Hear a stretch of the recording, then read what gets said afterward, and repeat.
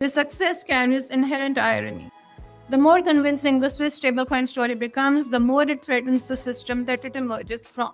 In a world where digital francs move globally at the click of a button, the need for a Swiss bank account or even a Swiss intermediary will diminish substantially. Why maintain funds in an alpine country if you can hold the same currency from your own wallet? The risk for Swiss banks isn't that stablecoins will fail, but that they will succeed too well, rendering traditional banking infrastructure partially obsolete. This brings us to the delicate balance. Switzerland needs to navigate between the two extremes. Too much regulatory freedom risks reputational blowback, excessive control drives innovation elsewhere.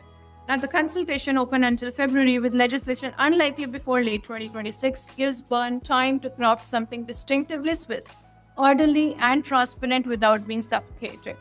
The larger question is more philosophical. Can Switzerland replicate its defining product, trust, in an era that thrives on code and decentralization rather than institutions and intermediaries?